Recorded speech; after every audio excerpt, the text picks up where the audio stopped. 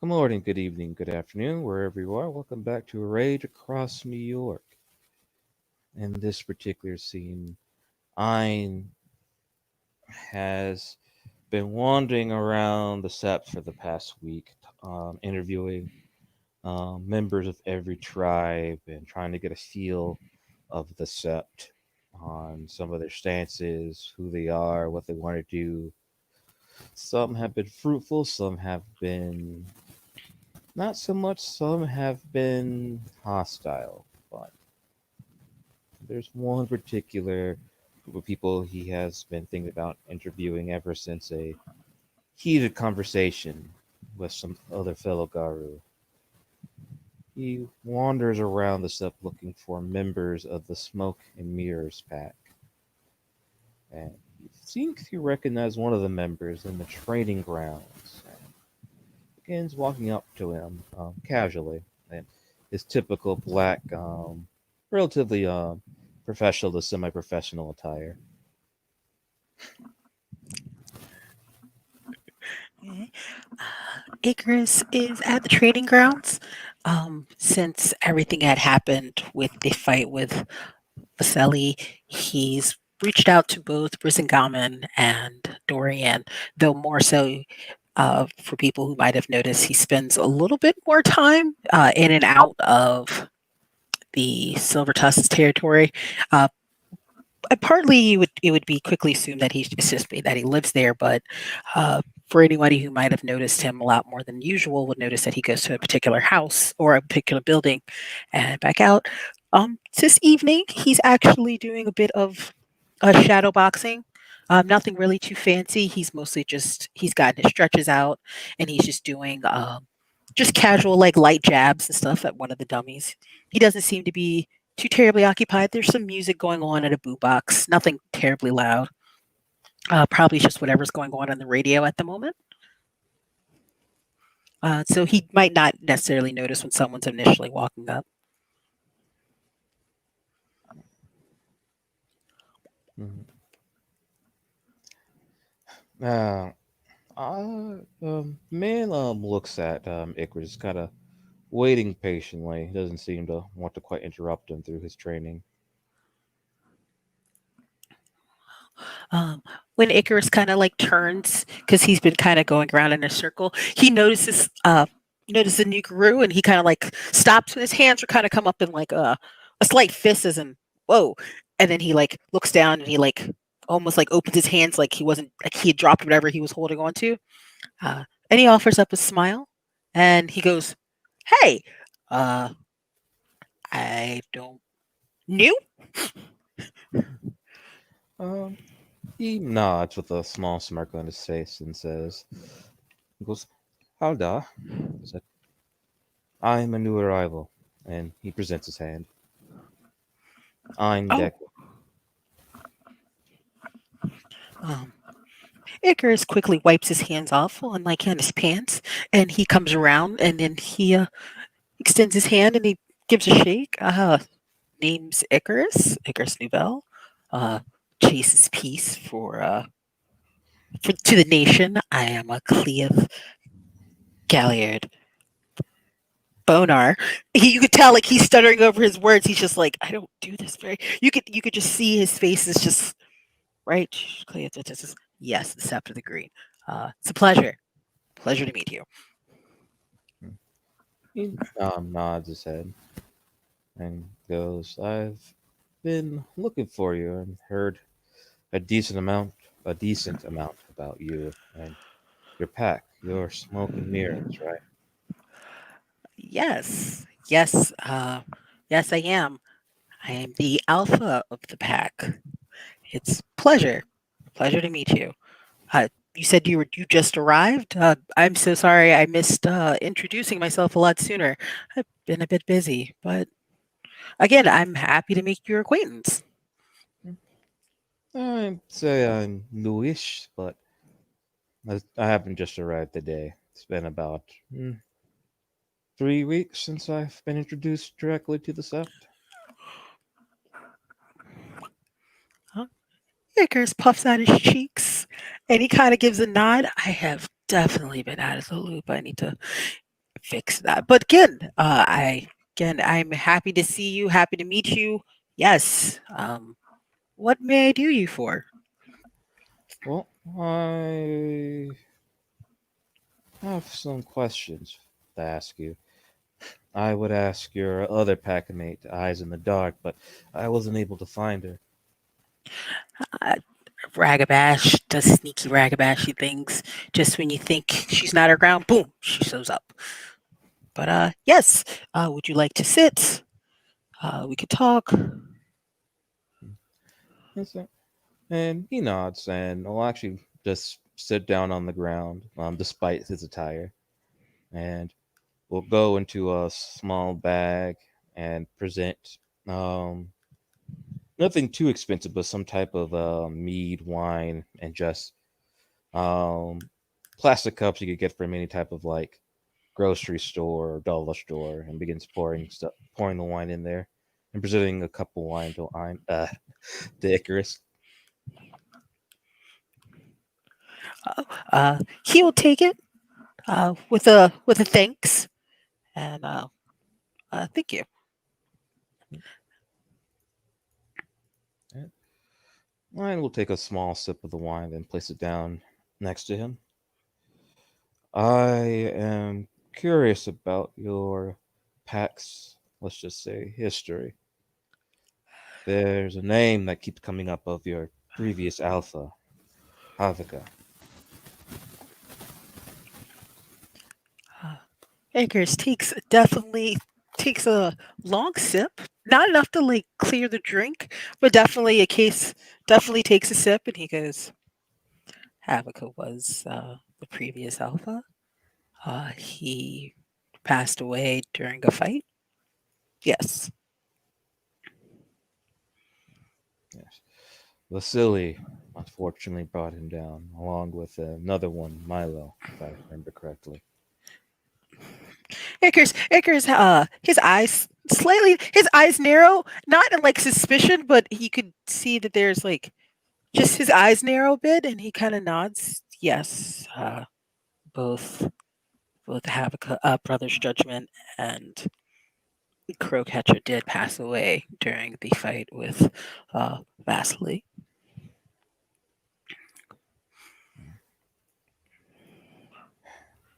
I do not come here to bring back painful memories, but something happened of recent that I believe might be important to the relations that involve his people, and possibly the further relations involving the sept as a whole.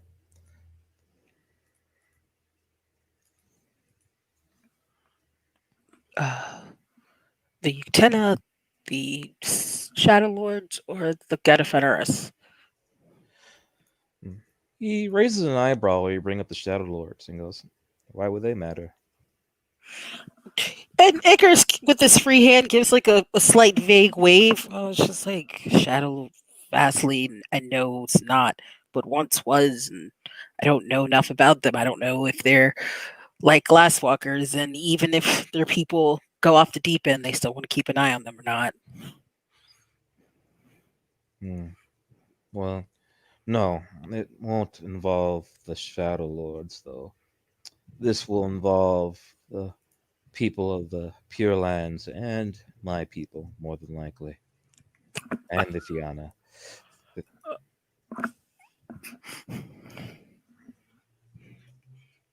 Oh,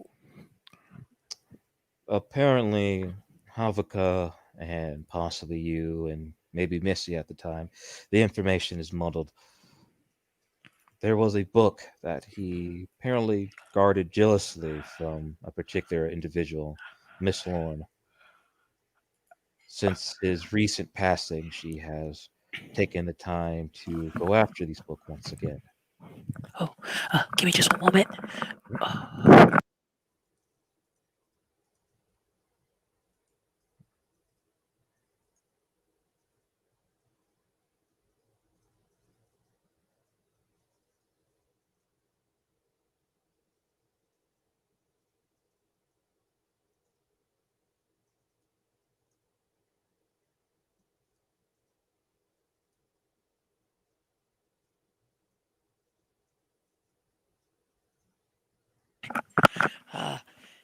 Yeah, Icarus is gonna roll Minip sub to like try to mask his face, his facial reactions.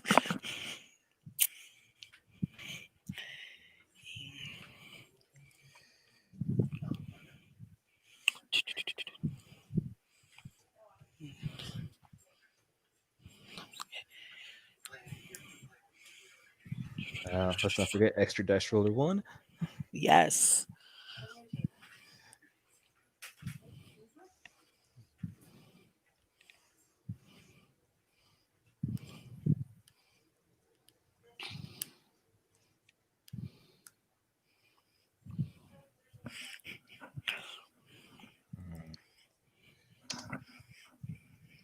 Just barely. uh, there's a there's a hard look at Icarus's face and a deep like this absolute scowl that like sits on his face for a couple of moments and then it passes and then he almost looks like he's back to hiding whatever it is he was feeling in that moment. Um, he nods and he takes another sip. This one's a much longer sip. Actually, he finishes the whole drink and he goes, "Yeah, I remember that book." When your cup is empty, Ein fills it up to a reasonable amount. He's not going to fill it to the brim or anything. And he takes another sip out of his cup. I am aware Havaka didn't apparently have nice things to say about her. And I'll be honest, from what I've seen from her people and from what her actions have telling me, I'm having a similar outlook of her.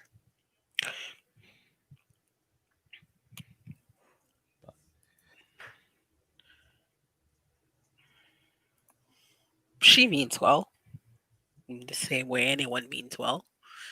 She just doesn't know how to express herself in a way that other people could understand. Well, that's the thing. Havaka seems to be the only one suspicious of her. Yeah, that was definitely didn't trust her. That that went without saying, but I feel maybe it's part of Havaka's upbringing at the time, but I also wouldn't. He had reasons, and they were good ones. Well, what were those reasons? Because I find it odd that once a man that was protecting something has died, not even in a month of his passing, his borders potentially get raided yet again. That doesn't bother you. I'm currently dealing with some own issues, and it's not to say I don't. Havaka grew up, I guess, in a complicated home. So he grew up understanding a lot more than myself, especially as far as manipulation and secondhand and roundabout speak. So for him, he was probably more aware of underlining deals or things not said than myself. So I could definitely see his suspicions in the matter of things. Uh,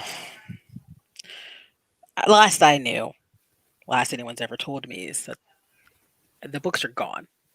No one's told me where they've gone. I have paid my debt for my sins of promises made and promises not kept. So, as far as I know, the books are gone. If they're still here, it's news to me. If they're in her hands, news to me. I've made it a point not to look for them, but I know that if I come in contact with them, I will honor a promise because that is who I am, though I know probably will not fare well with others. Well, forgive my brashness of the statement, but allow me to enlighten you. Miss Lorne and her people have been trying to bribe Ada, Toby's widow, for these books. She's been politely interacted with. There's an emphasis when he says the politely part. For at least 3 or 4 days. I will say, we'll say 3 or 4 times. It's more accurate. Uh, Bribing them with Kalen's gifts, or not. I mean, Kalen's fetishes, money. uh, And it got to the point that Ada did not wish to have the burden of this choice, as she wished to honor her husband's memories and possible actions between your Alpha and them, and gave the books, let's just gave the books guidance to another guru named Clay. I have spoken to Clay. He was also bribed by Miss Lorne with potential, let's just say, amnesty of his people. He seems very willing to take it, despite the book's contents. Some individual of previous Fianna descent, blood like honey, is a journal, somewhat of a manuscript of different yeah, Fianna knowledge, right? yeah. The book's a living book. I don't know if you ever talked to it. I haven't It's a spoken to it. duo. Uh, Blood Like Honey made this book. This book's awakened. It talks. We've met her. The book has much old fetishes and gifts, and well, most likely just fetishes for sure, of things that have been lost. Why it was not given over to Blood Eclipse, or why it was not given over to Mist, is Havoc's choosing. Again, he didn't exactly tell me where they were going, other than that I didn't know, or I guess I didn't need to know. So definitely raises the question of where do they belong. On one hand, I could see them going with Blood Eclipse on account that they need to stay with Fianna tribe. This is lost history, and any Galliard worth their salt would want it to be back with their tribe in order to flourish said tribe. But on the other hand, Miss Lauren has shown that she's a collector of old knowledge and not enjoys, but she wishes to preserve history, as she put it. Guru don't grow on trees. We're whittling down. While it makes sense to stay with the tribe, it also makes sense to put all the books together in one spot for anyone to have access to. So it's, I guess, in some ways, it's definitely a matter of what side do you fall on. But Uh, my question to you, Chase's piece, the Actina are known for hoarding knowledge and archiving things. The Silverfangs are not. Why would a Silverfang do that? And not only that, why would a Silverfang be so adamant that once the person that gave them any pause is dead, nearly the moment of his passing, they went after it again? well, a couple things. Someone could have told her, because if Toby had these books, I'm surprised she didn't try to offer him information, or he must have given her reasons to ask only once. Uh, Which Secondly, I don't. She might know. She, if I remember, because I remember lunch, uh, she wanted the books because there were their ties to a family friend. If I remember correctly, they were part of an old family friend's lineage. She was close. She felt close to the family, and I guess in this ways, this gives her a tie back to that lineage of people of the family she once knew. So it's personal for her, or at least as far as these books are concerned, they seem more personal than knowledge knowledge keeping.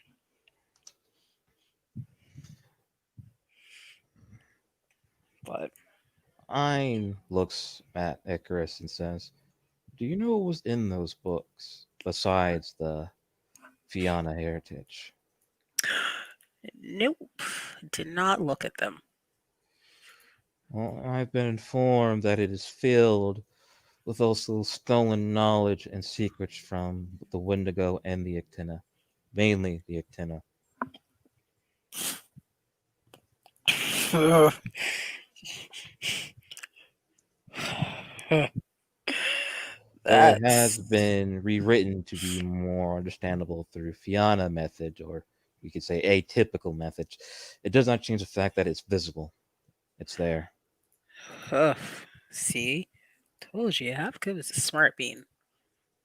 He knew. Maybe he didn't know right away, but he was always suspicious of her. So, guess it means that three people have their eyes on the book. You've got Miss Lorne. You've probably got any Fianna worth their soul, which is going to be Blood Eclipse. And now you have the Wendigo, definitely the Actina. All eye in the book, trying to figure out who gets claimed. Messy, messy business. The thing is, Clay wishes to give the book to Miss Lorne. What bothered me in our conversation, he wasn't willing. He was. No, I'll be more accurate. In our conversation, he wanted opinions about how to deal with the book. I happened to be there because I've been aware of the book since I've ran into a person named River Saxon. Oh. So I was basically following anybody who knew about this book because he made me suspicious. And I gathered more information as I spoke to him. Clay was not willing to have the Actina nor the Wendigo be at the table. And he made it very clear he did not want their opinion. That seems. Does he not know what's in the books? He told me what was in the books, and But he seemed more focused on making sure his people were taken care of. Though what bothered me the most on top of that, though, he understood that he was being bribed, and he even admitted that if he wasn't being bribed, he'd be acting differently. Then on top of that, he wasn't willing to have people that would definitely might have umbrage with the decision at the conversation. And on top of that, he didn't even as he stops himself for a moment trying to like get caught up in the moment. He didn't seem to feel sorry about it. I don't know Clay very well, but this makes him come off very selfish. But I don't know his life. Maybe he needs this sense of self to make sure that things go well for his people. Maybe they've been through extremely harsh times, but with the statement that he wants to unify the sept and the nation by giving out information to all, but not willing to have the people that have their information stolen from them, my add, be at the table to even debate whether or not they would like the information to be out there, it comes off disingenuous. It seems like he really doesn't mean what he says.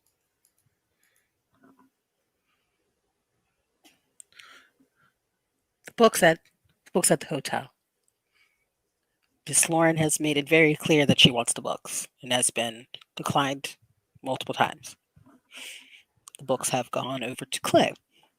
Clay has, within probably less than the time it took for Ida to, come up with the plan, has decided to give the books over rather than sit at the table with the people whose information was stolen. He's just going to give her the books, but not think of the consequences that it could have on anyone else.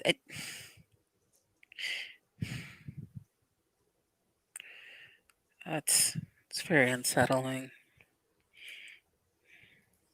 Why would if they were just books for the Fianna, then the Fianna can do what the Fianna want.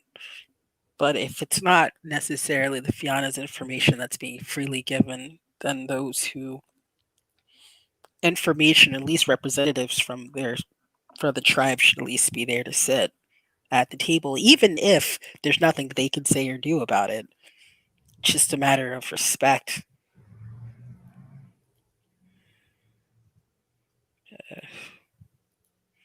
I don't know, it might be just an alpha thing. I'd at least want to hear out somebody else's opinion, even if I don't take it. Mm. That's what I have a similar opinion about. And I didn't want to be a hypocrite of saying that and not getting their opinions, which I haven't necessarily got a direct interview with the Actina. I've been taking the time to learn the names of every tribe member that I can get my hands on. But and on top of that, there was another book that belonged to Milo of similar, let's just say, intensity and knowledge, though for the Get Fenris and for what was done, what they done, not only for themselves, but what they done to the Wendigo. I haven't read the book too clearly, but I was informed of its nature. And I will honor my words and honor them and making sure that once my people have gone through it and we debate what we're going to do, but even if we say no, I will keep the Wendigo and the Actina informed if anything resides about them to let them know. I do want peace from the pure tribes. They have been punished enough for our hubris. I think what Kelly D just further gives them a reason to hate us. Yeah. So there's been enough divide going on. We don't need to deepen it ourselves.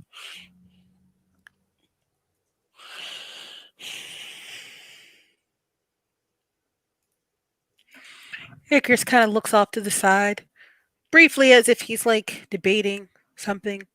And then he looks back and he goes, "What do you need from me?" Just wanted to know who Havika was. Wanted to make sure he wasn't crazy, because everybody Havoc. else makes it seems like he was. Outside of, they say he was a good Philodox. He was fair. He was a gunsmith. I think he might have had a lover or a wife, though. That he was unusual in certain cases. The fact that he was a gunsmith is already odd for a Garu, but a Tina on top of it, that seems even odder.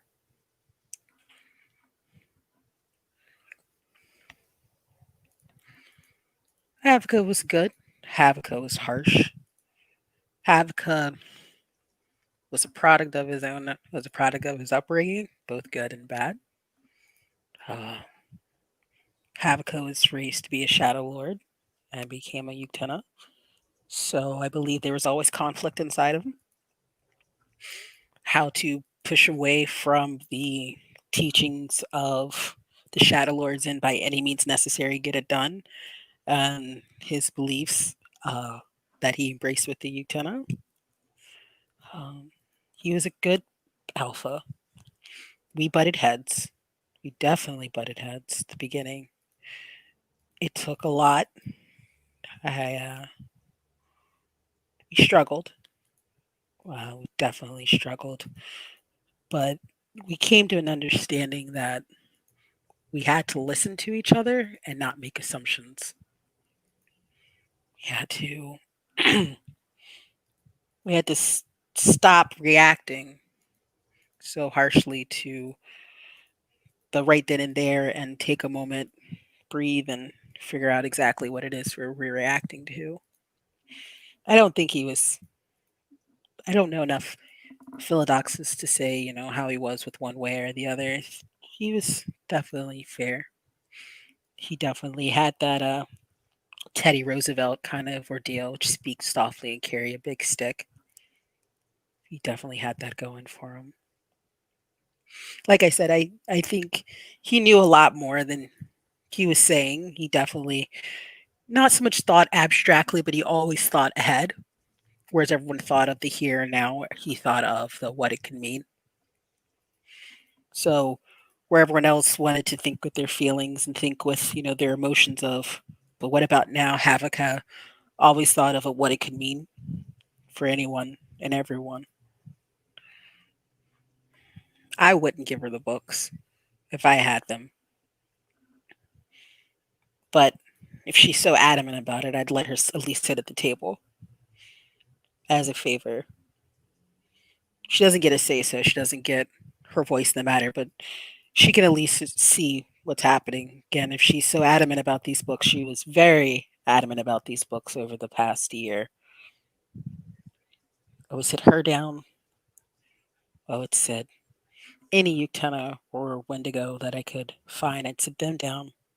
I would sit Blood Eclipse down, as he would probably be a representative of his tribe. And I wouldn't get up from the table until they hashed out whatever that could mean. If it meant coming back, reaching out to contacts, elders, whatever, we would come back to the table and we would sit and talk it out. I'm for knowledge being given, but I'm also, Havoc has taught me, or definitely Havoc has driven in that just because the knowledge is out there doesn't mean it's yours. And again, like you said, just at least having them sitting at the table will give them a sense of, you at least respect me enough to have me there, even if, I don't get a say so in the matter. It'd be fair. Probably wouldn't be what Havoc could do, but it's what I would do. I'd rather make, I'd rather walk away as neutral than finding myself enemies from keeping people out. Besides, I don't think anybody would stop hunting each other down if they knew this book was out there and realizing that they weren't allowed to have at least some say so in the matter. It'd only breed more resentment, and we deal enough. We deal enough of that. Just being guru and full of rage and full of anger and all of that. We don't need to add to it within ourselves, especially on the Sept. It's not like it's just one tribe living here. It's a lot of tribes. We have to show that we can get along, even if we don't like what the other person's saying. We can at least respect their judgment.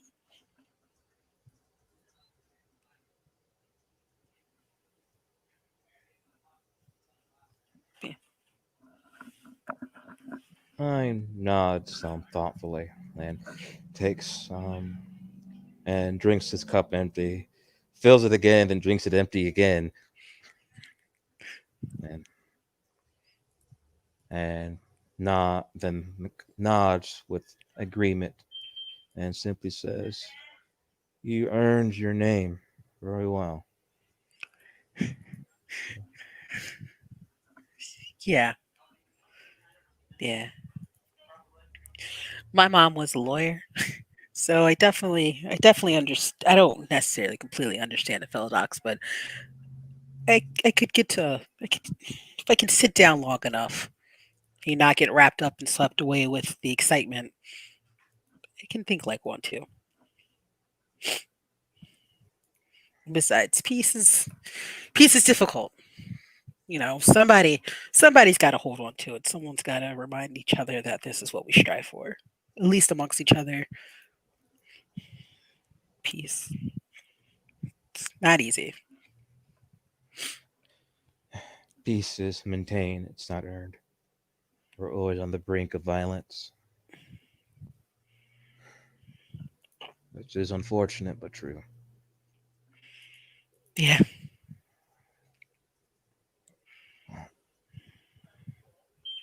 I appreciate your time, Icarus.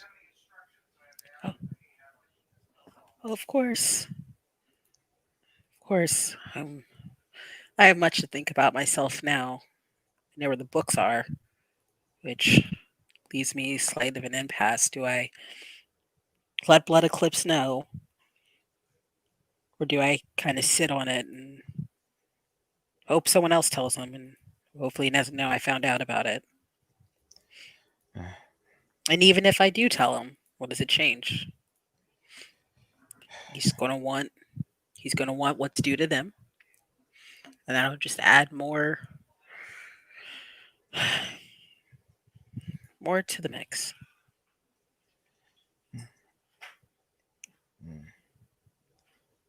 Blood Eclipse. I hear that name, and I've been hearing about the Silver Tusk. I met Sprensengam, my cousin. She Oh, said, oh shit! That's your cousin? well, in the sense that I am a Geta Fenris. Oh, okay, okay. I was like, man, your cousin's tough. I like her.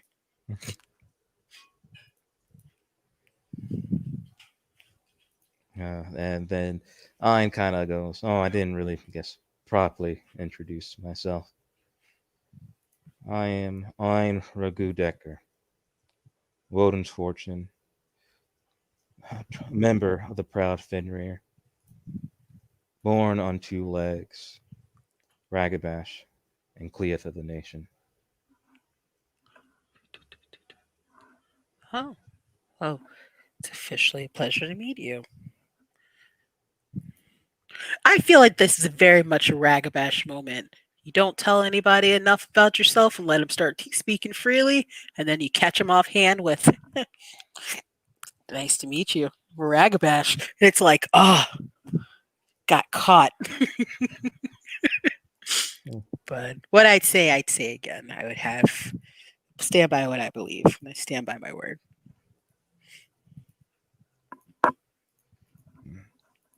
He nods to that. Oh, and he presents his hand again. I'll keep this in consideration and make this available to the Pure Landers when I speak to them more and intimately. All right. Let's see. I know there's a Utena. They, I know they're here. Low I sun. know Havaka's met one. I've seen them in passing, but not. I don't intimately know much of them aside from what you hear. But I know they're here. I know they're around.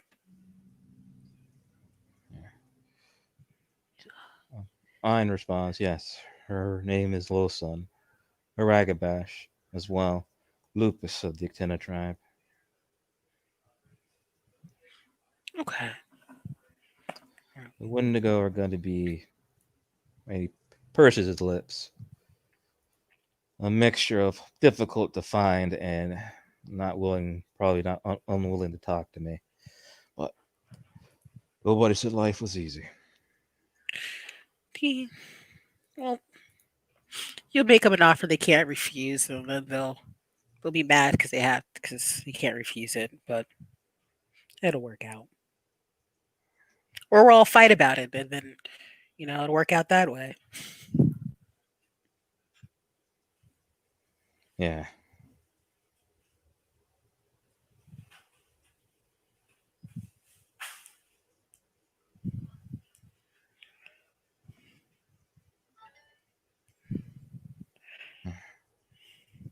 Well, you want me to fill you up with another thing of wine before I go?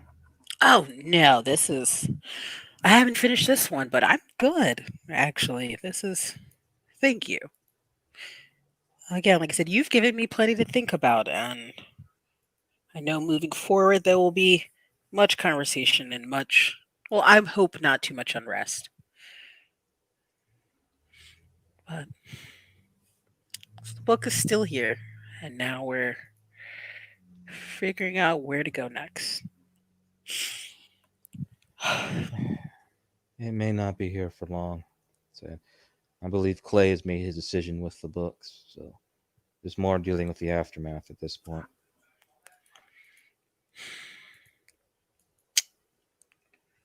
Well, I mean, I guess the only thing we could do is either head him off or meet him at the castle. Which both would. Uh, yeah. Sounds to me like we might be having a road trip. Because if he's talking about taking them there, then Well, now that just caused more mayhem and stress. And Hmm, I don't know. Hicker's kind of like folds his hands. He's careful about his cup. He's just like, man, this is gonna be tough. But I guess we'll have to sort it out here soon. Anyone know when Clay's leaving? I don't know if Clay's going to be leaving and they're going to be showing up to take the book, then make a copy, give him back the copy, as I might add, and they keep the original for themselves.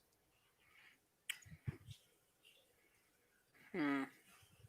But why don't we just do that from the get go? Why don't we just make a copy and they can take the copy and we give the original to the other tribe? The other tribe or tribes, they get sorted out. Hmm. Why No, just it's like that's, I think it's simply just the nature of the information, mainly.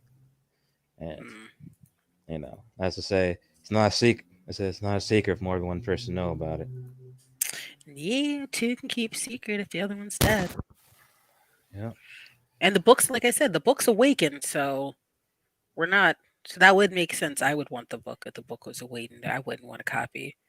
Not only would I find out everything the person's written, but everything the person talked to the book about. It's probably a lot more information that's probably been written down. And Miss Lawrence is the urge, so she'll be adept at doing that. Mhm. Mhm. Yeah. Mm.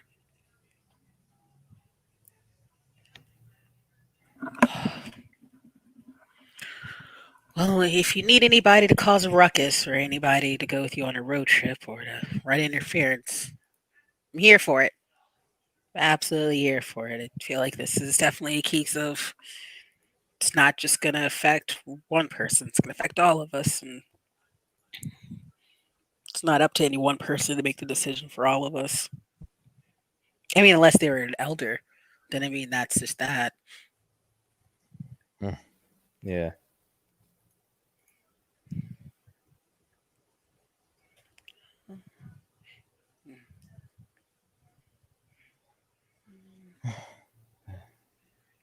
We'll see what we see. So, you see. You have a good day, Chase's Peace. You too. You too. I will hopefully see you around more often.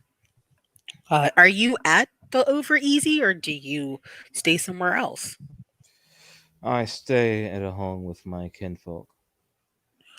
Okay. Well, then I will do my best to see you around more often. I'll try to catch back up with you. Maybe we'll go get food or something. You can always eat. We're Guru. We're always eating. Yeah.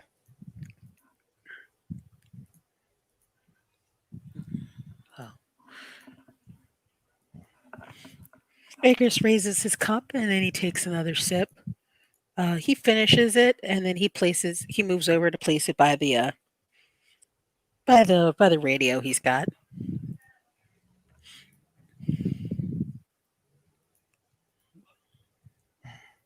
And with that, Ein gathers the the fixings back into the bag that keeps his cup and slowly begins to drink it. Though he does his best not to look too inebriated as, as he walks outside to the regular world. And with that, thank you, players, for playing. Thank you, watchers, for watching. Have a good morning, evening, or night.